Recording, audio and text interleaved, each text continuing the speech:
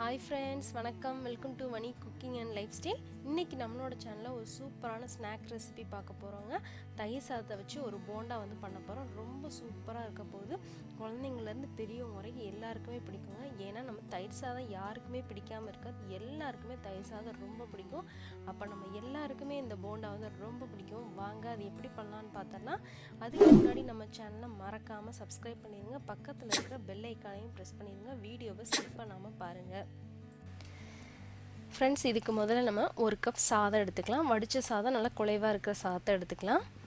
இதை இந்த மாதிரி நல்லா ஒரு ஸ்பூனை வச்சு நல்லா நம்ம பிசைஞ்சு விட்டுடலாம். சாதம் ரொம்ப குழஞ்சிடக்கூடாது, கொஞ்சம் பருக்க அந்த மாதிரி இருக்கணும் உங்களுக்கு. இதை இப்போ தாளிக்கிறதுக்கு நம்ம எண்ணெயில் கடுகும் கடலைப்பருப்பும் சேர்த்துருக்கோம். அதோடவே கொஞ்சமாக சீரகம் சேர்த்துக்கலாம். கொஞ்சமாக காரத்துக்கு பச்சை மிளகாய், இஞ்சி சேர்த்து நல்லா ஒரு ஃப்ரை பண்ணிவிட்டு, கூடவே கொஞ்சமாக கருவேப்பிலை, அதை வறுத்துட்டு லாஸ்ட்டில் நம்ம இறக்க போகும்போது கொஞ்சமாக பெருங்காயத்தூள் சேர்த்து இறக்கிற வேண்டியதான். இதை நம்ம சாதத்தில் போட்டு நம்ம மிக்ஸ் பண்ணிக்கலாம். சாதத்தில் சேர்த்துட்டு அதோடவே தயிர் சேர்த்துக்கலாம். தயிர் நம்ம 2 ஸ்பூன் சேர்த்துக்கலாம். இது நான் வீட்டில் செஞ்ச தயிர் தான்.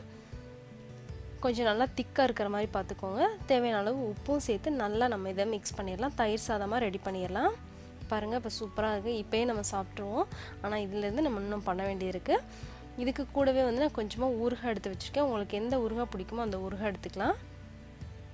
சாதம் தண்ணியாயிரமாக பார்த்துக்கணும். இந்த மாதிரி கெட்டியாக இருந்தால் தான் நம்ம போண்டா ஷேப்பில் நம்ம உருட்ட போகிறோம். அதனால் கெட்டியாக இருக்கிற மாதிரி பார்த்துக்கோங்க. இப்போ இந்த மாதிரி நம்ம பாலாக உருட்டியாச்சு.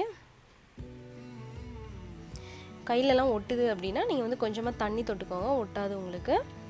இப்போ இதில் சென்டரில் ஒரு ஹோல் பண்ணிவிட்டு அதில் இந்த ஊறுகாவை நம்ம எடுத்து வச்சுக்க ஊறுகாவை கொஞ்சமாக வச்சுக்கலாம். வச்சு அதை நல்லா கவர் பண்ணி விட்டுடலாம். ஒரு கேப் இல்லாமல் நல்லா எக்ஸ்ட்ரா ரைஸ் கூட நீங்கள் வச்சு நல்லா க்ளோஸ் பண்ணிடுங்க. இல்லைன்னா அது வெளியே வர ஆரம்பிச்சிடும். அதனால் நம்ம ரைஸை வச்சு க்ளோஸ் பண்ணிடலாம். அந்த மாதிரி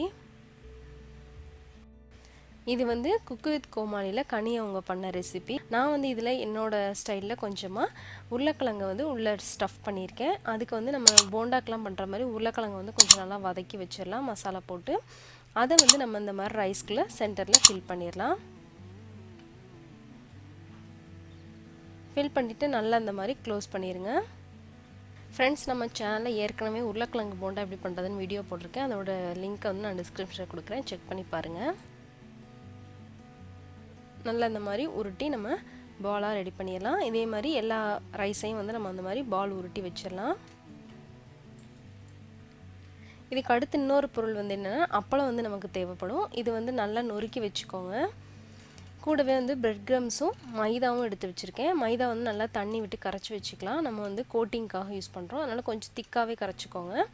அந்த கோட்டிங்கில் மைதா கோட்டிங்கில் நம்ம ரெடி பண்ணி வச்சுருக்கிற பாலை நல்லா டிப் பண்ணிவிட்டு பிரெட் க்ரம்ஸில் உருட்டி எடுத்துடலாம்.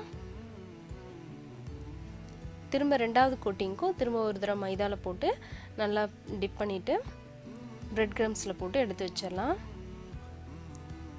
இந்த மாதிரி பிரெட் க்ரம்ஸில் நம்ம போடுறதெல்லாம் எண்ணெயில் உதிருது அப்படின்னா அது உதிராமல் இருக்கிறதுக்கு நீங்கள் அதை ரெடி பண்ணி ஒரு 5 to 10 minutes ஃப்ரிட்ஜில் வச்சுட்டீங்க அப்படின்னா நல்லா உதிராமல் உங்களுக்கு இருக்கும். இப்போ இந்த மாதிரி ரெடி பண்ணியாச்சு இல்லைங்களா? இந்த மாதிரி எல்லாத்தையும் ரெடி பண்ணியாச்சு. இதை இப்போ நம்ம நொறுக்கி வச்ச அப்பளத்தில் கோட் பண்ண போகிறோம். நல்லா நைஸாக நொறுக்கிட்டீங்க அப்படின்னா நல்லாவே உங்களுக்கு கோட் ஆகும்.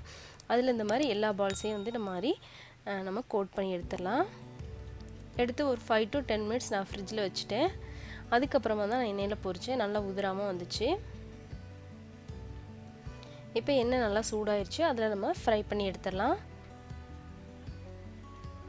ஒரே டயத்தில் நிறைய போடாமல் கொஞ்சம் கொஞ்சமாக அவசரம் இல்லாமல் பண்ணுங்கள், கொஞ்சம் நல்லாயிருக்கும்.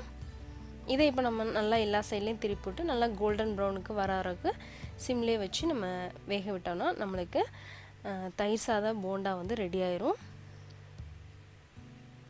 ரொம்ப சிம்பிளாக ரொம்ப டேஸ்டியாக இருக்கும். எல்லாருக்கும் பிடிக்கக்கூடியது. கண்டிப்பாக ட்ரை பண்ணுங்கள். அதுவும் இந்த லாக்டவுன் பீரியடில் நம்ம வெளியில் எதுவும் ஸ்நாக்ஸ்லாம் சாப்பிட முடியாதுன்னு யோசிக்கிற டயத்தில் இந்த மாதிரி டிஃப்ரெண்ட்டாக நீங்கள் ட்ரை பண்ணி பாருங்கள். ரொம்ப பிடிக்கும் உங்களுக்கு.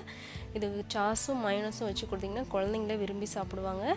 ட்ரை பண்ணி பாருங்கள் அந்த ஈஸியான சிம்பிளான ரெசிபியை. ஃப்ரெண்ட்ஸ், எனக்கு பிடிச்சிருந்ததுன்னா எனக்கு ஒரு லைக் கொடுத்துருங்க. உங்கள் ஃப்ரெண்ட்ஸ் அண்ட் ஃபேமிலிக்கு ஷேர் பண்ணுங்கள்.